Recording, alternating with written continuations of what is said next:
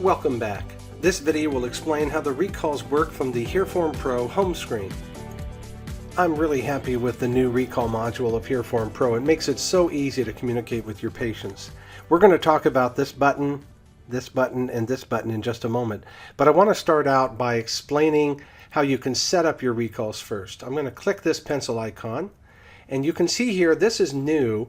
Instead of just having a simple recall reason that's available in a drop-down list, what's really great about this is you can now have a full description, not just for yourself, but whatever you put here, a sentence, a paragraph, a full page worth of comments, will automatically merge onto a printed letter or an email or a text that's been assigned to that particular recall reason.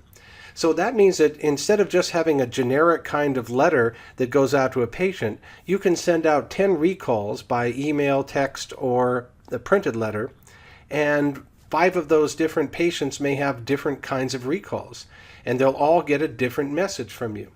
So play around with this and see what you think, but I think you'll find that it's really very flexible and really easy to use. You just put in your own paragraph or sentences right there, and you'll see how that works in just a minute.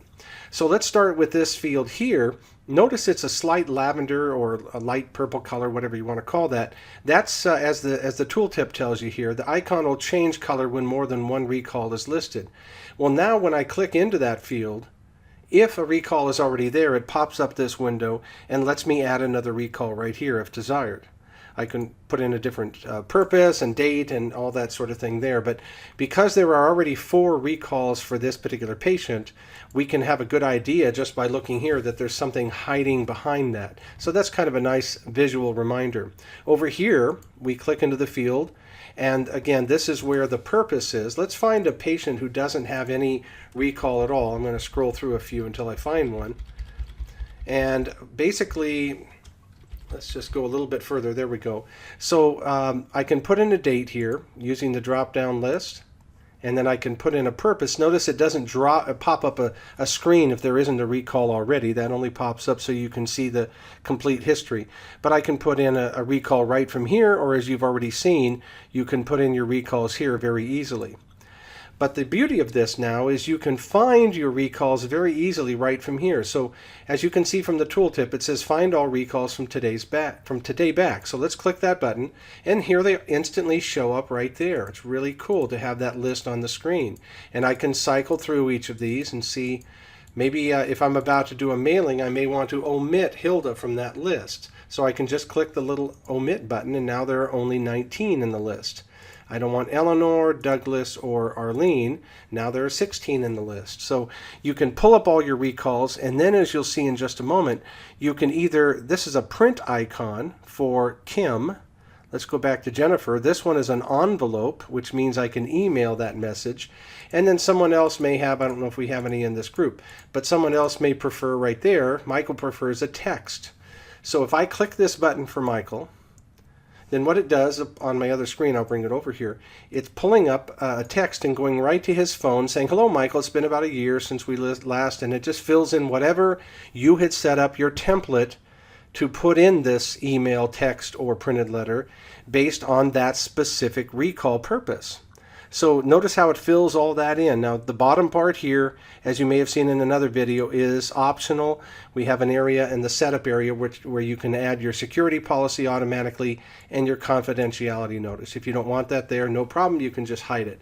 But in this case, it's pulling up a text for Michael and going right to his cell phone as long as you know his phone carrier. And we've already, let me continue with that, we've already chosen that right here from a drop-down list of choices. So if I click off to the side, you may recall from another video that the appointments, birthdays, and recall preference or preferred method of contact for Michael is text. But if it was email or mail, then I would get a different option. So let's go to Jean, and here I would just print, and Jean would get a printed letter. Let's go to an email from someone. Here's an email. Sarah prefers that. And so I can click this button, and it goes right to, in this case, I have a sample, my own email address there, but it could say sarah@abc.com. And notice there's no message here because I've chosen, let's close that and not not actually send anything. But that's because this is a generic follow-up 1, 2, 3. That's really not anything in my list. So if I chose something like a 1-year retest, or let's just change that to maybe a 3-month checkup, let's send it now, and you'll see the message changes. Now, hello, Sarah. It's been about 3 months since we last XYZ.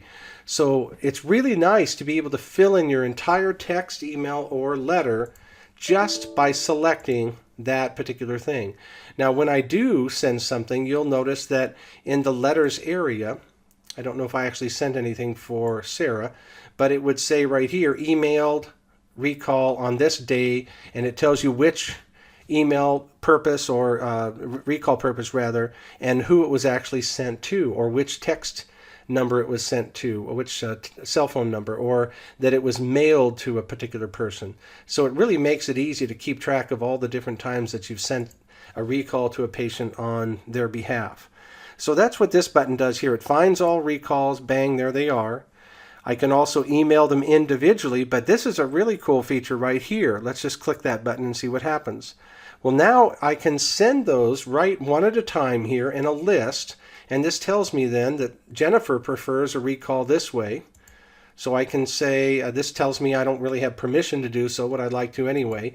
We've talked about that in another video, that you may want to, for HIPAA reasons, ask for permission to be able to send that information. Get written permission is very, very helpful.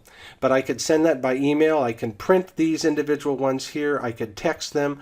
I can omit individual ones from my list if I want to do a mass mailing. I'll explain that in a minute. And then I can also see these colors up here. I can omit all those that are printing. Let's just do that. And maybe just omit all those that are email. And now it just leaves me with these to text. I could do them one at a time. I could omit further, just like that. And then I can constrain to, I'll explain the constrain to in just a minute. I can click this button and it will send a text to both of those people, or 20 people, or whatever they are. I can also constrain that group to Boynton Beach or any other office, or just a particular clinician. Now that particular one didn't have anything. So let's go show you this way. What if I want to constrain to just my text with one click? Bang, just like that. I have all my text right there. So let's close that. Let's do it again, and I'm going to find all my patients who have a recall, let's say. I go to this list and constrain it to just my printed method. So here's all my people. I just click this button and it will print, in this case, 11 letters, I believe, is what we see at the top that's left here. So it will allow you to email a large group. Yes, you may have to close this and do it again. That's about as much as we can automate that. But if you want to do a separate list of just email, for example, constrain it to just email.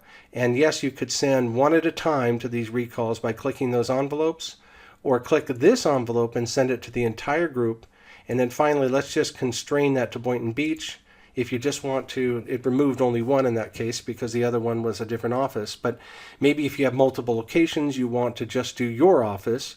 Or if you're a clinician, you may say, I just want to do those for Patty right here, or something like that.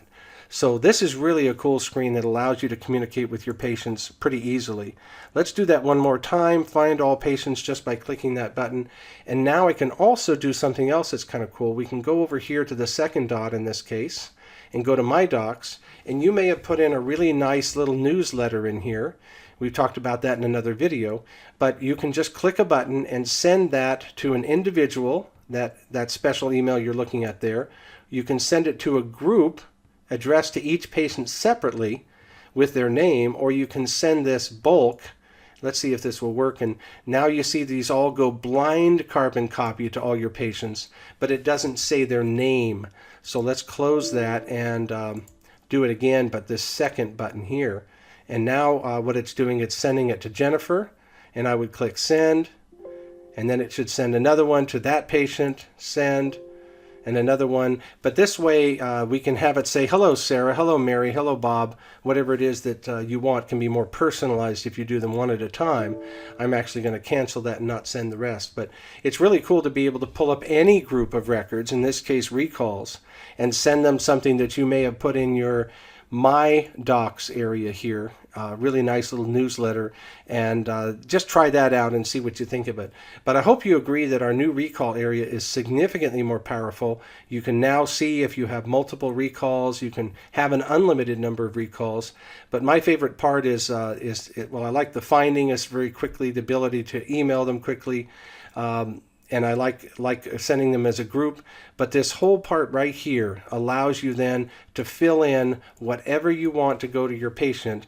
Just paste that in there, type it in, whatever, and that becomes a part of your message that goes out to patients. You don't have to have a special letter just for that. That letter merges all the text in uniquely for each patient, depending upon what their recall purpose is right there.